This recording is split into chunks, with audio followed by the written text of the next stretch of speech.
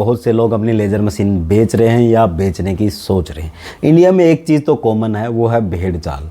लोग किसी भी बिज़नेस को देखते हैं और उस होड़ में घुस जाते हैं कि मुझे भी यही लगाना है, मुझे भी यही बिज़नेस करना है।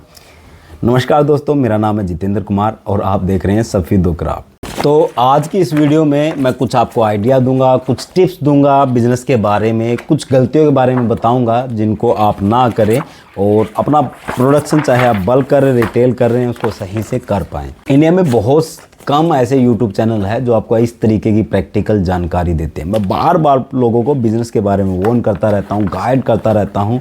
तो जिन लोगों ने बिज़नेस कर लिया है उनके लिए भी ये वीडियो हेल्पफुल होने वाला है। मैं टाइम टाइम पे ऐसे वीडियो बनाता रहता हूं जो आप लोगों की हेल्प करे, गाइड करे, आपका फैसले लेने में जो आप डिसीजन ले रहे हैं उसमें आपकी हेल्प करे। अगर आप लोगों को वीडियो पसंद आता तो वीडियो को लाइक कीजिएगा और शेयर कीजिएगा उन लोगों के साथ में जो लोग इस बिज़नेस में इंटरेस्टेड होते हैं, इस बिज़नेस में पहले से लगे हुए हैं, ताकि उन लोगों का भी कोई मेंटली या फाइनेंशियल लॉस ना हो। सबसे ज़रूरी सवाल यह है कि आप लोगों को लेज़र बिज़नेस ही क्यों करना है। अक्सर लोगों को अच्छा मुनाफा चाहिए होता है बिज़नेस में, और यूट्यूब पे जैसे आप देखेंगे तो तरह तरह के प्रमोशन दिखाए जाते हैं, आप लोगों को लालच दिया जाता है और उस लालच में आके ही लोग अपना सेटअप लगाते हैं। तो हर एक बिज़नेस की कुछ लिमिटेशन होती है, उनको लिमिटेशन को समझ के आप काम कर सकते हैं। लेज़र में भी अच्छा काम कर सकते हैं। अक्सर लोग ना सेटअप जो लेज़र का मैंने देखा लगाते हैं या तो लालच में लगाएंगे या क्रेज़ में कि आजकल ये चल रहा हम भी ये लगाएंगे, लेकिन उन्हें पता करना ज़रूरी है क्या क्या बनाना है, कैसे काम करेगा, कैसे प्रोडक्ट बनेगा, मटेरियल क्या लगेगा, आइटम अगर आप बनाएंगे तो कहाँ सेल करेंगे, कितना मार्जिन आएगा। बहुत सारे सवाल हैं जिनके आंसर आपके पास होना बहुत ज़्यादा ज़रूरी है। चलिए बात करते हैं जो आपके टारगेटेड एरिया क्या क्या हैं जो होने चाहिए। जो लोग बिज़नेस में हैं इसमें ऑलरेडी, तो वो लोग अपना सबसे पहले गिफ्ट शॉप को टारगेट कर सकते हैं। जो भी गिफ्ट सेलर आपके आसपास है, या तो आपका खुद का गिफ्ट शॉप हो या फिर आप जो आसपास के हैं सेलर उनको जो है सेल कर रहे हो, वहाँ पे बहुत सारे आर्टिकल आप बेच सकते हैं। जैसे फ़ोटो फ्रेम हो गए, एक्रेलिक लैंप हो गए, आपके स्टैंडी में हो गए, कस्टमाइज हैंगिंग हो गई, बहुत सारे आर्टिकल हैं जो आप लेज़र से बना सकते हैं और वहाँ सेल कर सकते हैं। इससे अलग आप फ़ोटो स्टूडियो वालों को भी इस तरीके के कस्टमाइज गिफ्ट आर्टिकल सेल कर सकते हैं। उससे के बाद एक एरिया आ जाता है आपका स्कूल, ऑफिस, कॉलेज। तो कॉर्पोरेट गिफ्ट भी आप बना सकते हो, बहुत सारे कॉर्पोरेट गिफ्ट बनते हैं। स्कूल में एक अच्छा सा बिजनेस अगर मैं बताऊं, स्कूल आईडी कार्ड का बहुत ही बड़ा मार्केट है इंडिया के अंदर इसका, और बहुत सप्लाई वहां पे आप कर सकते हैं और अच्छा खासा मार्जिन वहां पे कमा सकते हैं। स्कूल में आप आईडी कार्ड हो गया, बैच नेम प्लेट हो गया, उससे अलग ट्रॉफी मोमेंटो हो गया, ये ऑर्गेनाइजेशन में भी आप दे सकते हो, ऑफिस में भी दे सकते हो। कई सारे इसके यहाँ पे आर्टिकल हैं जो आप वहाँ पे सेल कर सकते हो। अभी जो मैंने बताया ये सब आपके जो हैं ये क्वांटिटी या आपका होलसेल को सेल करने के लिए है। हालांकि रिटेल में भी आपको वहाँ से प्रोडक्ट मिल सकते हैं। डायरेक्ट स्कूल में अगर आप सप्लाई करेंगे तो वहाँ पे रिटेल बेस का ही आपको ऑर्डर मिलेगा। इससे अलग आप रिटेल कस्टमर को भी यही आइटम आप सेल कर सकते हो। उससे अलग भी जैसे मार्केट आपकी, तो आपकी मार्केट में आप कई आर्टिकल सेल कर सकते हैं। जैसे आपका लोगो हो गया, साइन बोर्ड हो गया, हाउस नेम प्लेट हो गया। हाउस नेम प्लेट ही कई तरीके से बनते हैं। साइन बोर्ड की बात करें, साइन बोर्ड अपने आप में एक बिजनेस है, तो उसको हम हमेशा अलग और सेपरेट रखते हैं। ऑनलाइन सेल भी एक बहुत बड़ा पॉइंट है। जब आप ऑनलाइन सेल करने जाते हो तो ऑनलाइन सेल में आपको कुछ थोड़ा सा लिमिटेशन का ध्यान रखना होता है और ऑनलाइन भी अच्छा सेल निकल जाता है। पर ऑनलाइन में मेरा रिकमेंडेशन है कि आप छोटे साइज़ के एक तो आर्टिकल ले, और ऐसे आर्टिकल ले जिनका पैकेजिंग आप आसानी से कर सकते हैं और रिटर्न के चांसेस कम हो। थोड़ा सा TNC जहाँ पे कि आपको अलाउ किया जा सके कि आपका रिटर्न कम हो, और ऐसे केस में आपका खुद का वेबसाइट सबसे बढ़िया रहता है ऑनलाइन सेल अगर आप करना चाहते हैं। एक और पॉइंट यहाँ पे आता है कि आपको सही प्रोडक्ट की नॉलेज ही नहीं है कि आपको बेचना क्या है, आपने बनाया क्या है, आप क्या बेचना चाहते हो, उसका क्या कॉस्टिंग है और उसमें रॉ मटेरियल क्या लगने वाला है, उसके बनाने का प्रोसेस क्या है, उसका मार्जिन कितना रखना। तो ये सब चीज़ें भी यहाँ पे मैटर रखती हैं। और यहीं पे एक बहुत बड़ा पॉइंट आपका निकल के आता है कि रॉ मटेरियल। लोगों को रॉ मटेरियल के बारे में नहीं पता। अब इवन जब मैं आपको दिखा रहा हूँ यहाँ पे मेरे पास ये जो प्रिंट आउट है निकले हुए हैं, यहाँ पे लोगों को इनके बारे में भी नहीं पता हुआ है कि ये कौन सा पेपर मैं यहाँ पे यूज़ करता हूँ। तो ये NTR शीट है, मैंने पहले भी बहुत सारी वीडियो में बताया है। ये NTR शीट और ये डबल साइड प्रिंटिंग हम इसकी कर रहे हैं। कुछ एक्रेलिक के सैंडविच प्रोडक्ट हमारे बनने हैं और मेरे पास हमेशा क्वांटिटी में काम रहता है। रिटेल को मैं बहुत कम ही इंटरटेन करता हूँ।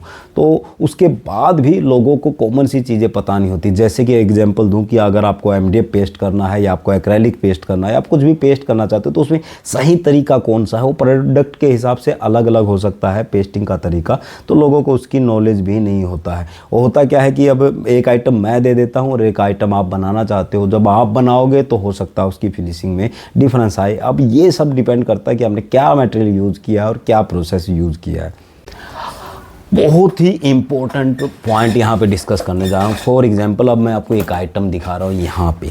अब लोगों के साथ क्या है कि जब लोग इसका कॉस्ट निकालते हैं कि मुझे कितनी लैंडिंग कॉस्ट इसकी पड़ती है, तो वहाँ पे कई चीज़ें वो इग्नोर कर देते हैं। जैसे कि अगर आपने एक्रेलिक ख़रीदा तो एक्रेलिक की खरीद की कॉस्ट और लैंडिंग कॉस्ट दोनों में डिफरेंस होता है। तो कौन सी कॉस्ट लेनी चाहिए, इससे अलग भी बहुत सारे लोग, जैसे मशीन है, मशीन का एक्चुअल रनिंग कॉस्ट नहीं लेके चलते, वहाँ सिर्फ इलेक्ट्रिसिटी कंज्यूम करते हैं। तो गलत अगर कॉस्ट कैलकुलेशन है तो वहाँ से आपका मार्जिन डाउन होने वाला है। और ये उसके बाद आ जाता है प्रोडक्ट गैलरी ना होना। आपको देखेंगे कि मेरे भी आसपास आपको जितना मतलब फ्रेम में आ रहा है तो कुछ ना कुछ प्रोडक्ट रखे होते हैं। जब भी आप किसी के शॉप में विजिट करते तो वहाँ पे कुछ ना कुछ आइटम लगा होता है। अब ये क्या करता है कि हेल्प करता है। कस्टमर ने जब आपसे क्वेरी किया, जब विजिट किया, तो कुछ आइडिया तो उसको यहीं से लग जाता है कि आप किस टाइप के आर्टिकल बना रहे हो। और हो सकता है कि इन्हीं सब आर्टिकल में से आपका जो है क्वेरी निकल के आए कि मुझे ये आइटम चाहिए। और ऑप्शन भी मिलते हैं, सामने वाले को समझने में हेल्प मिलती है कि किस तरीके प्रोडक्ट ये बनाते हैं और किस तरीके की क्वेरी मेरी उनसे होनी चाहिए। नेक्स्ट पॉइंट है सही टूल ना होना। देखिए, कोई भी अगर कारीगर मैं बोलूँ, कोई भी आप कुछ भी क्रिएटिव करने वाले हो तो उसके लिए सही टूल आपके पास होना ज़रूरी है। अब टूल क्या होता है कि आपके आइटम के हिसाब से अलग अलग टूल आपको ज़रूरत पड़ती है। जैसे मैंने ये सैंडविच बताया, तो सैंडविच में भी कुछ टूल की अपने को ज़रूरत पड़ती है। जैसे कोई कोल्ड लैमिनेटर यूज़ करता है, कुछ लोग हॉट लैमिनेटर यूज़ करते हैं। मटेरियल से अलग भी कई सारे टूल होते हैं जो आपके पास होना ज़रूरी होता है। कई सारे लोग जो है बिना मतलब रोलर के यूज़ करते हैं, बनाते हैं, और वहाँ पर फिनिशिंग वैसा नहीं मिलता जो रोलर के साथ में आता। तो टूल भी मैटर करता है कि आपके पास किस तरीके के हैं। और सब लोग अब इस पॉइंट को जानते हैं और सब लोग इग्नोर भी करते हैं कि जो लोग ज़्यादातर रेगुलर आइटम बनाते हैं, मतलब वो उनको क्या है कि जो मार्केट में बिक रहा वही हम बना के बेच रहे हैं। तो ऐसा नहीं करना कि जो रेगुलर बिक रहा आप उसे भी बेचो, वो भी कस्टमर का के लिए आपके पास ऑप्शन हो। उससे लगा आपके पास कुछ तो यूनिक हो। मेरे पास आप देखेंगे दुनिया भर के आइटम ऐसे हैं जिसे मैंने ही डिज़ाइन किया, मैंने ही बनाया है। तो ये सब थोड़ा सा नॉलेज का गैप होता है। और आपको जब पता है कि आपको क्या बनाना है, कैसे बनाना, तभी आप डिज़ाइनिंग पे जा पाते हो। उससे पहले आप डिज़ाइनिंग कर ही नहीं पाओगे। जब आपको प्रोसेस नहीं पता है, आपको किस तरीके से बनेगा, मटेरियल नहीं पता है, तब तक आप कुछ डिज़ाइन नहीं कर पाओगे, कुछ भी यूनिक नहीं निकाल पाओगे। इसलिए मैं कहता हूँ कि मतलब किसी भी आर्टिकल के लिए या किसी भी काम के लिए नॉलेज होना बहुत ज़्यादा ज़रूरी है। और लोग भरोसा नहीं करते हैं, किसी को कोर्सेज महंगे लगते हैं, सीख के करने में भरोसा नहीं करते हैं। पर उनके लिए भी ये बात उन पे भी एप्लीकेबल होती है कि अगर आपको नॉलेज नहीं है तो आप प्रोडक्ट बनाने में या उस तरीके के प्रोडक्ट बनाने में आपको बहुत सारी प्रॉब्लम का फेस करना पड़ता है। ट्रेनिंग कोर्सेज में क्या होता है कि सारे पॉइंट एक साथ आपको एक ही जगह पे मिलते हैं जो आपके लिए ज़रूरी होता है, और टाइम टू टाइम वो इम्प्रूव होते रहते हैं। तो वहाँ पे आपको एक अच्छा खासा ऑप्शन मिल जाता है अपने आप को इम्प्रूव करने का और जल्दी से मार्केट में ग्रो होने का। कुछ लोग एक्सपेरिमेंट पे लगे रहते हैं, वो करते जाएंगे और सीखते जाएंगे, नुकसान करेंगे। इस सब में आपका नुकसान तब तक इतना नुकसान हो जाएगा कि इतने का आपको ट्रेनिंग का कॉस्ट नहीं पड़ने वाला है। तो मेरा मानना है कि सीख के काम करना चाहिए आपको, चाहे आप मुझसे सीख रहे हैं या किसी और से सीख रहे हैं। फिर भी अगर आप जो लोग इंटरेस्टेड होते हैं कि वो मेरे से सीखे, तो उसके लिए मैंने अलग अलग तरीके के कोर्सेज वहाँ पे बना रखे हैं।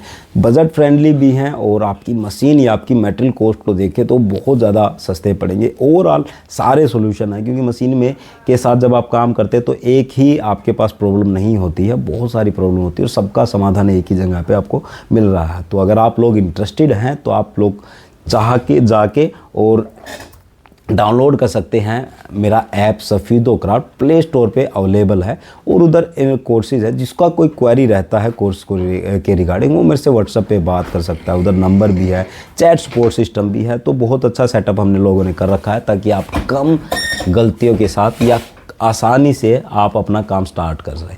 तो जब आपका गैलरी वगैरह सब कुछ रेडी हो जाता है, जब आपने सारा प्रोसेस कंप्लीट कर लिया, उसके बाद आपके पास ऑप्शन आता है कि आप अपने काम की मार्केटिंग करें।